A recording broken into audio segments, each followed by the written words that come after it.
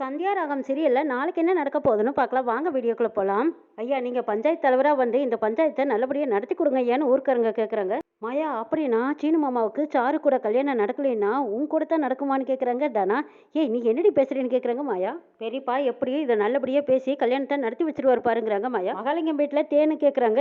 ஏங்க, இப்ப சாரு இல்லாத நேரம் பார்த்து இப்ப கல்யாணமே நடக்காதுன்னு வேற சொல்லிட்டீங்க. அவ வந்து கேட்ட என்னங்க பதில் சொல்றதுன்னு கேக்குறாங்க தேனு. அவ கேக்குறாங்கறக்காக வெறும் பயலுக்கு போய் கல்யாணம் பண்ணி வைக்க முடியுமான்னு கேக்குறாங்க மகாலிங்கம். சாருதா சீனுவை விரும்புறான்னு உங்களுக்கும் தெரியுமில்லங்கிறாங்க தேனு. அடிப்போடி விரும்புறாளா? விரும்புறா. இந்த காலத்துல எல்லாம் காதல் கத்திரிக்காய் எல்லாம் செல்லுபடியாகாது. பணம் வேணுண்டி, வாழ்க்கைக்கு பணம் வேணும். அதுவும் தவிர நம்மளுக்கு இருக்கிற கடன் பிரச்சனை என்னங்கிறது உனக்கும் தெரியுமில்ல. இதுக்கப்புறமெல்லாம் நம்ம உழைச்சு கடன் எல்லாம் கட்ட முடியாது. நம்ம பிள்ளைய நல்ல வசதியான இடத்துக்கு கொடுத்து நாமளும் போய் சேஃபா தங்கிக்கிறதா நல்ல வழிங்கிறாங்க மகாலிங்கம். ஊருக்காரங்க 2 பேரும் உங்க பேர்ல பத்மா அபராது கொடுத்துருக்காங்க. அவங்க பையன் கல்யாணம் நின்று போச்சுன்னு உங்க பேர்ல தான் ரிப்போர்ட் பண்ணியிருக்காங்க. ரகுராம் குடும்பமும் பஞ்சாயத்துல தான் இருக்கு. வாங்க ஐயா, நீங்க அதுக்கு வந்து பதில் சொல்லுங்க வாங்கன்னு கூப்பிடுறாங்க. சரி போங்க வரேன்னு சொல்லிடுறாங்க. என்னங்க இது, விரட்டி விட்டா வேற எங்கேயாவது போவாங்கன்னு பார்த்தா இப்ப புதுசா பஞ்சாயத்து இழுத்து விட்டுருக்காங்களே. இப்ப என்னங்க போய் பதில் சொல்ல போறோம்னு கேக்குறாங்க தேனு. பிரச்சனை இதோட முடிஞ்சதுன்னு நினைச்சேன், பிரச்சனையே பெருசு பண்ணி விட்டுட்டாங்களே. பஞ்சாயத்துல சீனுக்கு தான் சாருவா கட்டி வைக்கணும்னு சொன்னா என்னங்க பண்றதுங்கிறாங்க. இங்க பாருடி, ஒண்ணுமில்லாதவனுக்கெல்லாம் நான் என் பொண்ணை கட்டி வைக்க மாட்டேன். வா அங்க போய் என்ன நடக்குதுன்னு பாக்கலான்னு மகாலிங்கம் தேனு 2 பேரும் போறாங்க. லிங்கம் பஞ்சாயத்துக்கு வராங்க. வந்ததுக்கு அப்புறமா எல்லாரும் ஆளாளுக்கு கேள்வி கேட்கறாங்க. ஏப்பா லிங்கம், என்னப்பா இது மாத்தி மாத்தி பேசிட்டு இருக்க? போன பஞ்சாயத்துல நீ என்ன சொன்ன? என் பொண்ணோட வாழ்க்கை வீணா போச்சு, என் பொண்ணை ஏமாத்திட்டாங்க, இதுக்கு நீங்க தான் பஞ்சாயத்துல ஒரு வழி சொல்லணும்னு வந்து கேட்டேன். இப்போ என்னடானா உன் பொண்ணை நீ அவங்க பையனுக்கு கொடுக்க மாட்டேன்னு சொன்னியாமா, இப்ப கல்யாணத்தை நிறுத்த சொல்றியாமா, எதனால இப்படி மாத்தி மாத்தி பேசுறேன்னு கேக்குறாங்க ஊர்க்காரங்க. அன்னைக்கு என்னமோ என் பொண்ணோட வாழ்க்கையே போச்சு, இந்த கல்யாணம் நின்று போச்சு, இதுக்கு மேல நான் உயிரோடு இருக்க முடியாது, மானம் மரியாதை இதெல்லாம் பேசிக்கிட்டு பஞ்சாயத்துல வந்து எல்லாரும் முன்னாடி நியாயம் கேட்டீங்களே. இதோ இங்க நிக்கிறேன் மாப்பிள்ளை, இப்போ ஏங்க இந்த மாப்பிள்ளைய வேண்டான்னு சொல்றீங்கன்னு கேக்குறாங்க சிவராமன். ஏப்பா லிங்கோ, கொடுத்த பக்கம் மீறினது என்னோட பையன் ரகுராம் கிடையாது, இப்போ நீ தான். இங்க பாருங்க, இந்த கல்யாணத்தை நீங்க தான் வேண்டான்னு சொன்னதா பிராது கொடுத்துருக்காங்க, அது உண்மையான்னு கேக்குறாங்க ரகுராம். ஆமாங்கிறாங்க மகாலிங்கம். ஏங்க, கொடுத்த பக்கம் மீறிட்டாங்கன்னு எங்க அண்ணனுக்கு தண்டனை கொடுக்கணும்னு சொன்னீங்கல்ல, இப்போ உங்களுக்கு என்ன தண்டனை கொடுக்கலான்னு கேக்குறாங்க சிவராமன். சிவா கொஞ்சம் அமைதியா இருங்கிறாங்க ரகுராம். நீங்க காரணத்தை சொல்லுங்கன்னு கேக்குறாங்க மகாலிங்க. காரணம் சொல்றாங்க, குடும்பங்கிறதுனால தான் நான் என் பொண்ணை கொடுக்க சம்மதிச்சேன். ஊருக்குள்ள கௌரவமான குடும்பம், சொத்து பத்து நிறைய இருக்கு, வசதி வாய்ப்புகளோட இருக்கு, அந்த குடும்பத்துக்கு என் பொண்ணை கொடுத்தா சந்தோஷமா இருப்பான்னு நான் நினைச்சேன். இவங்க என்னடானா உங்க குடும்பமே வேண்டான்ட்டு வெளியே வந்துட்டாங்க, இவங்களை நம்பி நான் எப்படி என் பொண்ணை கொடுப்பேன்னு கேக்குறாங்க மகாலிங்கம். முதல்ல இவங்களுக்குன்னு வீடு இருக்கா? அப்படியே என் பொண்ணை இவங்களுக்கு கொடுத்தாலும் இவங்க கூட்டிட்டு போய் இவங்க நிக்கிற மாதிரி என் பொண்ணை நடுத்தருவில் தானே நிறுத்துவாங்க. பொண்ணை பெற்றவங்க நாங்க, எங்க பொண்ணு போற இடத்துல சந்தோஷமா சௌகரியமா இருக்கணும்னு எங்களுக்கு ஆசை இருக்காதா? சரி நீங்களே சொல்லுங்க, இவங்களுக்குன்னு என்ன ஆஸ்தி இருக்குன்னு கேக்குறாங்க மகாலிங்கம். சரி அதை கூட விட்டுருங்க, மாப்பிள்ளை பையனுக்கு நிரந்தரமான வேலை ஏதாவது இருக்கா? இப்படி ஒண்ணுமே இல்லாதவங்களுக்கு என் பொண்ணை கட்டி கொடுத்துட்டு அவ வாழ்க்கை பூரா கஷ்டப்படுறதை என்னால பாத்துக்கிட்டு இருக்க முடியுமா? இந்த நேரம் பார்த்து சீனுக்கு இந்த கல்யாணமே வேண்டான்னு சொன்னா ரொம்ப நல்லதா போயிடும் நினைக்கிறாங்க மணிவண்ணன். எங்க இப்ப என் பொண்ணு வீட்டை விட்டு வெளியே போயிட்டா என் பொண்ணு இல்லைன்னு ஆயிடுமா? ரத்த உறவெல்லாம் அப்படி அருந்து போயிடாதுங்கிறாங்க பாட்டி. முதல்ல உறவெல்லாம் இருக்கட்டும், அவங்களுக்கு வரவுன்னு என்ன இருக்குன்னு கேக்குறாங்க மகாலிங்கம். இத்தனை வருஷமா அவங்க குடும்பத்தை நம்பித்தானே அவங்க 3 பேரும் இருந்தாங்க. இன்னைக்கு அவங்களுக்குன்னு வீடு வாசல் ஏதாவது இருக்கா? என்னோட வசதி அளவுக்கு இல்லைனாலும் ஏதோ குறைஞ்சது கொஞ்சம் நஞ்சம் ஏதாவது கொஞ்சம் இருந்தா கூட பரவாயில்ல.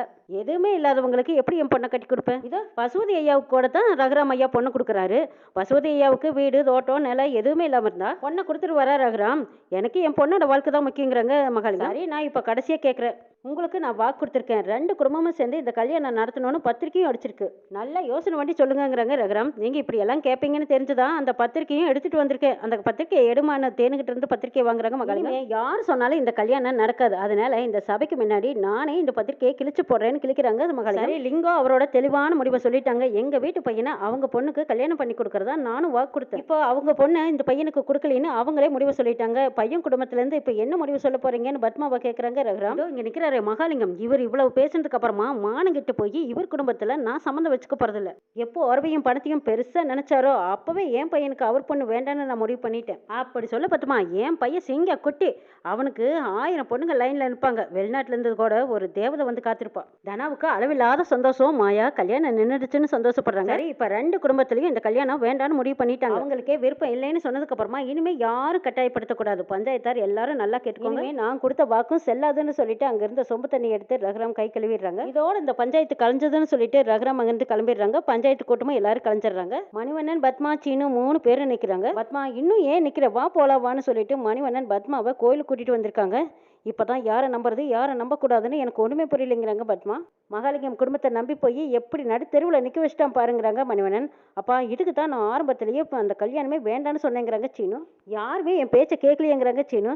டேய் அந்த லிங்கம் நம்ம குடும்பத்துல சம்மந்தம் வச்சுக்கிட்டதே சொத்துக்காகத்தான் இப்போவாது புரிஞ்சிடுச்சு இல்லைங்கிறாங்க மணிவண்ணன். இது புரியாம நாமளும் வெளியே வந்துட்டுமேங்கிறாங்க மணிவண்ணன்.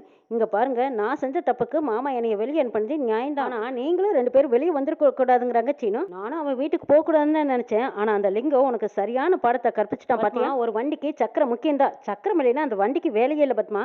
அந்த மாதிரி தான் நம்ம கூட்டு குடும்பமா இருந்ததுனால தான் நம்மளுக்கு மரியாதை. இப்போவாவது யார் யார் எப்படின்னு வெளி உலகத்தை பத்தி புரிஞ்சுக்க பத்மா. அம்மா நீங்களும் அப்பாவுமாவது மறுபடியும் மாமா வீட்டுக்கு போங்கன்னு சொல்றாங்க சீனு. நான் எப்படிப்பா போவேன், அண்ணன் போகாதேன்னு சொல்லியும் அவர் பேச்ச மீறி வீட்டு விட்டு வெளியே வந்துட்டேன். இன்னைக்கு நான் அசிங்கப்பட்டு போய் நிக்கிறேன். அவர் முகத்தை பாக்குற தைரியம் எனக்கு இல்லப்பா. அது இல்லாம திரும்பவும் இந்த வீட்டுக்கு வந்துட்டீங்களான்னு கேட்டா அந்த கேள்வியெல்லாம் என்னால தாங்கிக்கவே முடியாதுப்பா. ஆமா பத்மா, அவங்களே அந்த வீட்டுக்கு வரட்டும்னு நினைச்சிருந்தா அவங்களே கூப்பிட்டுருப்பாங்கல்ல. எதுவுமே சொல்லாம போயிட்டாங்க பாரு. நம்ம அங்க போறதுல அவங்களுக்கு விருப்பம் இல்லையோ என்னவோ. அருவோட வீட்டை நான் முழுசா நம்பினேன்னு சொல்றாங்க பத்மா.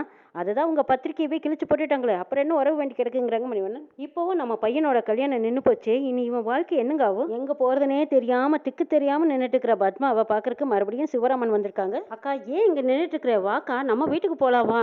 அன்னைக்கு நான் ஏன் அப்படி பேசினேன் தெரியுமா? லிங்க குடும்பம் நீ ரொம்ப பெருசுன்னு நினைச்ச, அது உனக்கு புரிய வைக்கிறதுக்கு தான் நான் அப்படி பேசினேன்னு சொல்றாங்க சிவராமன். என்ன மச்சான் இப்படி எல்லாம் சொல்றீங்கன்னு கேக்குறாங்க மணிவண்ணன். ஆமாங்க, லிங்கத்து மேல எனக்கு ஆரம்பத்துல இருந்து ஒரு சந்தேகம் இருந்துகிட்டே இருந்தது. பணத்துக்காக தான் அவன் இந்த சம்பந்தம் பண்ணியிருக்கான். இப்பதான் அந்த லிங்கத்தை பத்தி எனக்கு தெளிவா புரிஞ்சிருச்சு. அக்கா நீ வீட்டை விட்டு போனதுக்கு அப்புறமா வீட்டுல யாருமே நிம்மதி இல்லக்கா. நம்ம குடும்பமே செதஞ்சு போன மாதிரி இருக்கு. வாக்கா வீட்டுக்கு போலாம். நான் பேசுனது தப்பு தான். என் மேல உனக்கு கோவம் இருந்தா 4 அடி வேணாலும் அடிச்சுக்கக்கான்னு கூப்பிடுறாங்க சிவராமன். எப்படி சிவா நான் அந்த வீட்டு வாசலை மதிக்க முடியும்? அண்ணனை மதிக்காம நான் எடுத்தெறிஞ்சு பேசிட்டு வந்துட்டேன். அதுக்கான தண்டனை தான் நான் அனுபவிக்கிறேங்கிறாங்க பத்மா.